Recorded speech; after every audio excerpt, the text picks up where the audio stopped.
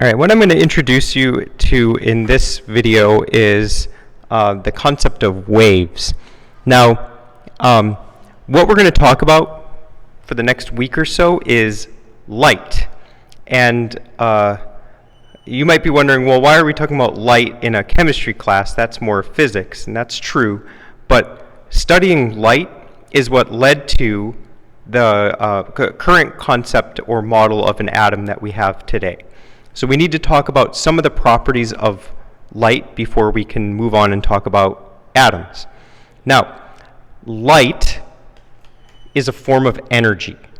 So I'm going to write that here because that's really important.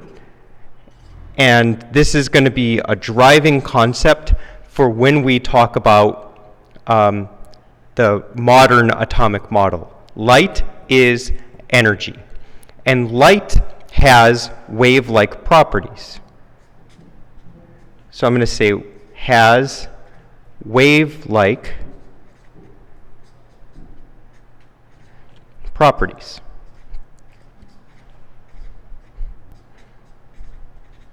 And so we have to discuss two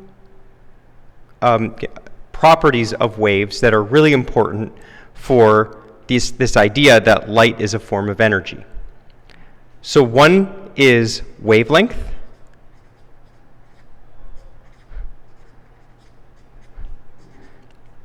And the symbol we use for wavelength is the Greek letter lambda, and it's kind of like an upside down Y. And the other is frequency.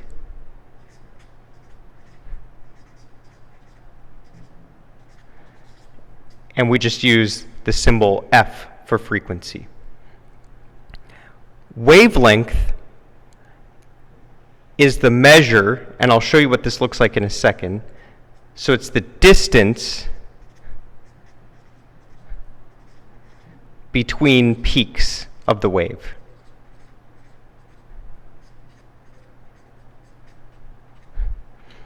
And that's actually something that we can measure, and we're going to measure it by doing a lab in our next class. Frequency is how many wavelengths pass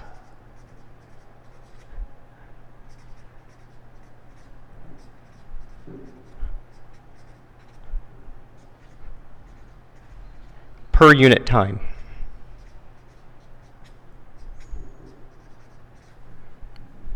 Now you're going to look at a simulation and an animation that are going to explore these two concepts in more detail, but I just want to touch on them right here.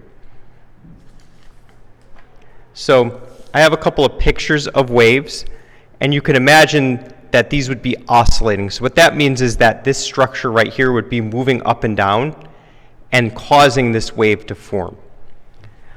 The wavelength measures peak to peak, so from here to here, or you could also measure from trough to trough. So the trough is the lower portion, here to here. You can also measure when it crosses the center line, and then you have one peak and one trough, and then it returns to the center line. Okay? So the wavelength, the easiest way to conceptualize it is just the distance between peaks.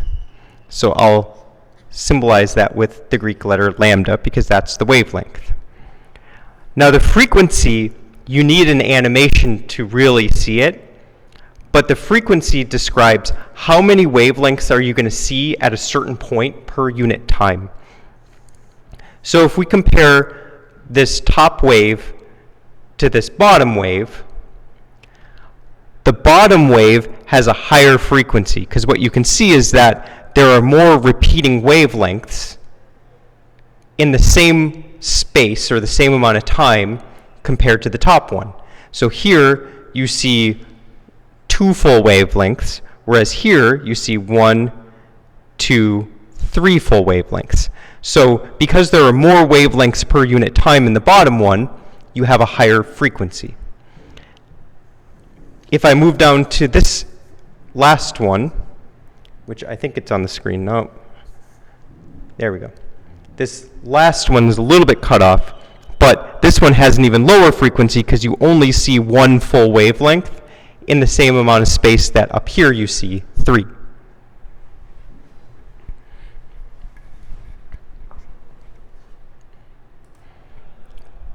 Okay, I'm going to try to explain a somewhat complex concept in very briefly. So there's a very famous experiment done with water waves called a double slit experiment. So when you send water waves through 2 slits, and so I'll show you what that looks like by playing this animation. So here you have a water wave pulsating, and it's going through these 2 slits. What happens is it splits up that water wave into 2. And the waves, now these 2 new waves, can interfere with one another.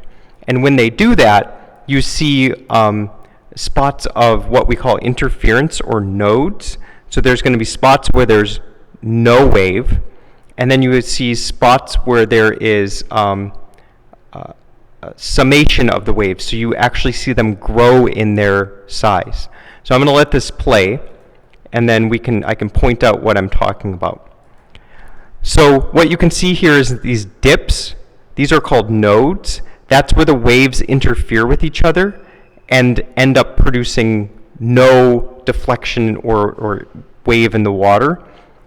And right next to them you see these larger bumps, which are summations of the 2 waves, and they actually grow in their height. So this double slit experiment was used to explore water waves, and it actually gave us some insight into how light works. So what I'm showing you here is that same experiment. It's called a double slit experiment, but it's being done with a laser, so it's being done with light. And this result was absolutely mind-blowing at the time. And so what's going to happen here is they're going to shine this laser through this slit here. And so he shows you in the video that you have these 2 really small holes that he's going to shine the laser through. And rather than play the video, because that animation isn't quite necessary, when he shines the laser through these slits, I'm going to show you what happens on the back wall. You get an interference pattern that's really, really similar to what you see with the water waves. So you see peaks here, or summation, where the waves are adding on top of each other, so the light waves are actually getting split up like the water waves, and then you see nodes where they cancel each other out. And so the reason I'm showing you this is because this is a major piece of evidence that light behaves like a wave. And so light has wavelength and frequency, and that's really important for understanding the nature of light.